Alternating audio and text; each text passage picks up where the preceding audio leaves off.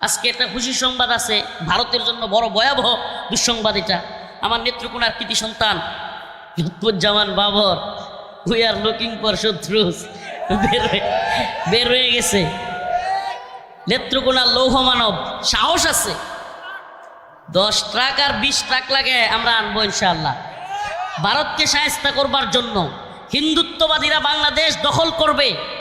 অপ্রিয় মুসলিম উম্মাহ, মুসলিম উম্মার যুবকেরা, তোমাদেরকে বলি, এটা আমাদের প্রাণের দাবি তোমাদের প্রতি।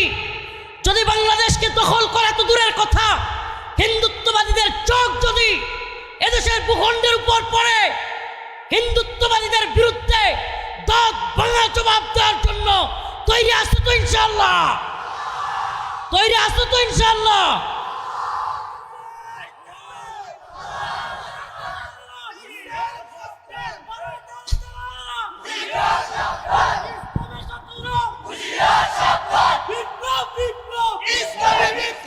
আল্লাহ রসুলের একটা হাদিস বলে শেষ করছি। ইসাবাতানে মিন উম্মতি, ইসাবাতানে মিন উম্মতি আহরাজাহুম আল্লাহু মিনান নার, ইসাবাতুন তাগজুল হিন্দা ওয়া ইসাবাতু মা ঈসা ইবনে মারইয়াম। সুবহানাল্লাহি ওয়া বিহামদিহি। আল্লাহ রসুল বলেছেন, এটা অস্বীকার করবার সুযোগ নাই। কেন নাই?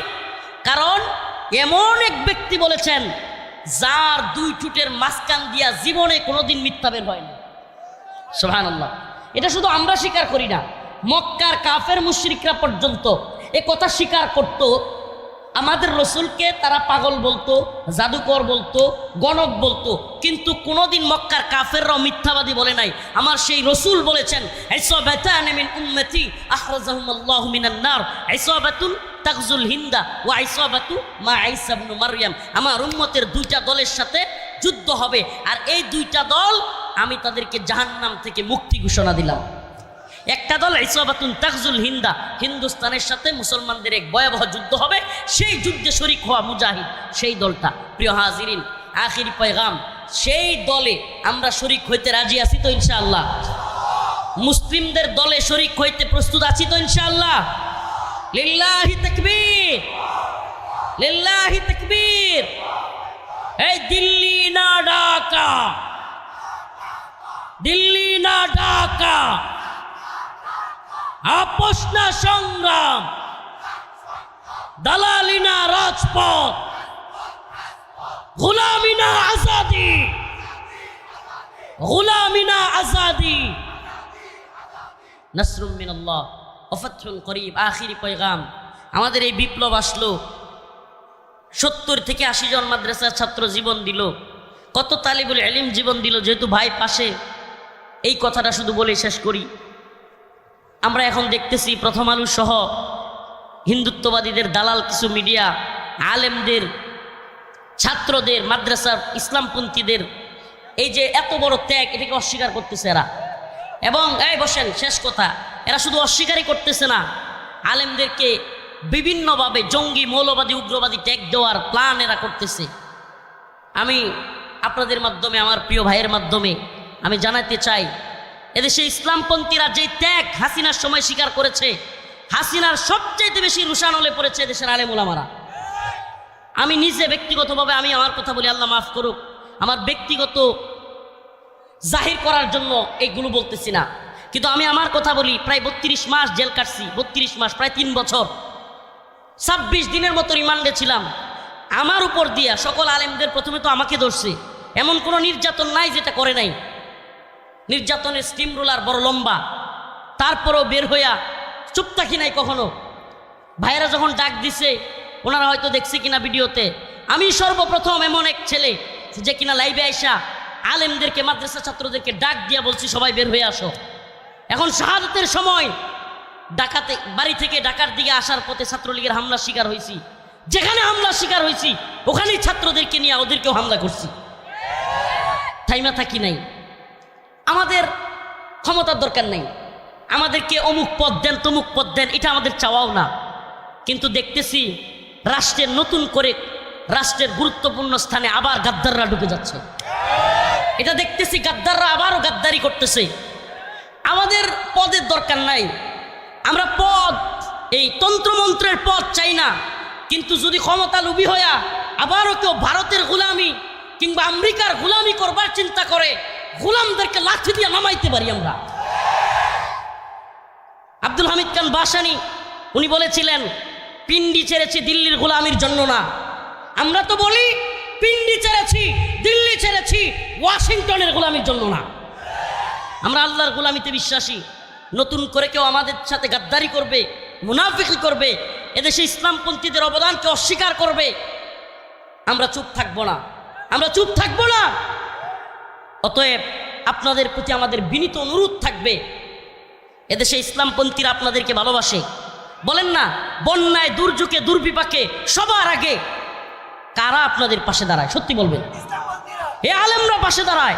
সারা দেশে আলেমরা মানুষের ঘরে ঘরে ত্রাণ, ঘরে ঘরে টাকা পয়সা পৌঁছায় দেয়। খায়া না খায়া এই কাজগুলো করে যায় আলেমরা। আলেম সমাজকে ভুল বুঝবেন না, আলেমদের সবাই ভালো এটাও বলছি না, সবাই খারাপ তাও তো না। কিন্তু আলেমবিহীন সমাজ কখনোই কল্পনাও করা যায় না। আলেমবিহীন সমাজ যেন ইসলামবিহীন সমাজ। কেননা আলেমদের ছাড়া আপনি মাসআলা মাসাইল ফতোয়া কার থেকে নেবেন? অতএব আলেমদের প্রতি বিদ্বেষ তৈরি করা, আলেমদেরকে জঙ্গি মৌলবাদী ট্যাগ দেয়া, এটা একটা ভারতীয় চক্রান্ত, এটা আমেরিকান চক্রান্ত। এই চক্রান্ত থেকে আল্লাহ আমাদেরকে হেফাজত করুক, বলেন আমিন। এবং সর্বশেষ কথা, বিপ্লব ধরে রাখা, বিপ্লব করার চাইতে আরো কঠিন। এই বিপ্লবকে ধরে রাখবার জন্য আমাদেরকে ঐক্যবদ্ধ থাকতে হবে, স্বতঃস্ফূর্তভাবে আমাদেরকে ওই বিপ্লবের যারা অগ্রনায়ক তাদেরকে সাপোর্ট করতে হবে। আল্লাহ পাক আমাদের সবাইকে ইসলামিক বিপ্লবের জন্য কবুল করুক, বলেন আমিন। কোরআনের বিপ্লবের জন্য কবুল করুক, বলেন আমিন। সুবহানাকাল্লাহুম্মা ওয়া বিহামদিক আশহাদু আল্লা ইলাহা ইল্লা আনতা আস্তাগফিরুকা ওয়া আতুবু ইলাইক। সকলের কাছে দোয়া চেয়ে আমি বিদায় নিচ্ছি। দোয়া করে দিন। আলহামদুলিল্লাহি রাব্বিল আলামিন আর রহমানির রহিম মালিক ইয়াউমিদ্দিন ইয়্যাকা না'বুদু ওয়া ইয়্যাকা নাস্তাঈন আল্লাহুম্মা আরযুকনা শাহাদাতান ফি সাবিলিক আল্লাহুম্মা আরযুকনা শাহাদাতান ফি সাবিলিক। আয় আল্লাহ পাক পরওয়ারদিগার আলম, আমাদের জীবনের জিন্দেগানের সমস্ত গুনাহ খাতা মাফ করিয়া দেন। আয় রব্বুল আলামিন, মাওলাই কারীম আল্লাহ, আপনি আমাদের আজকের এই প্রোগ্রামকে কবুল আর মঞ্জুর করেন। রব্বুল আলামিন, ফিলিস্তিনে যুদ্ধবিরতি হয়েছে আল্লাহ, আয় আল্লাহ ফিলিস্তিনের মুসলমানদেরকে হেফাজত করেন আল্লাহ। আয় আল্লাহ কাশ্মীর, আরাকান, উইগুর, আল্লাহ মায়ানমার, মালি, সোমালিয়া, ইয়েমেন সহ সিরিয়া, লিবিয়া সহ সমস্ত ভূখণ্ডের মুসলমানদেরকে হেফাজত করেন। রব্বুল আলামিন আল্লাহ আমাদেরকে দ্বীনের জন্য কবুল আর মঞ্জুর করে নেন। আল্লাহ আমাদেরকে দ্বীনের পথে শহীদ হিসেবে কবুল করেন। আয় আল্লাহ আমাদেরকে নামাজি বানায়া দেন, দিনদার পরহেজগার মুত্তাকি বানায়া দেন। আয় আল্লাহ আমাদের যাদের বাবা নাই মা নাই তাদের বাবা মার কবরকে জান্নাতের বাগান বানায়া দেন। রব্বুল আলামিন আল্লাহ আমাদের গুনাহগুলিকে মাফ করে দেন। রব্বুল আলামিন আল্লাহ, আল্লাহ জুলাই বিপ্লবে যারা শহীদ হয়েছে তাদের শাহাদাতকে কবুল আর মঞ্জুর করেন। আল্লাহ আমার ভাই সাইফুল ইসলাম আলিফ, আল্লাহ হিন্দুত্ববাদী ইসকনের আঘাতে আল্লাহ শহীদ হয়েছে, আল্লাহ তার শাহাদাতকে কবুল আর মঞ্জুর করেন। আল্লাহ আমাদের ভাই, আল্লাহ যত ভাইরা দ্বীনের জন্য দেশের জন্য আন্দোলনে গিয়ে শহীদ হয়েছে আল্লাহ সবাইকে আপনি মাফ করে দেন। রব্বুল আলামিন আল্লাহ আমাদের মধ্যে যাদের বাবা নাই, যাদের মা নাই তাদের কবরকে জান্নাতের বাগান বানায়া দেন। সুবহানা রাব্বিকা রাব্বিল ইজ্জাতি আম্মা ইয়াসিফুন ওয়া সালামুন আলাল মুরসালিন আলহামদুলিল্লাহি রাব্বিল আলামিন।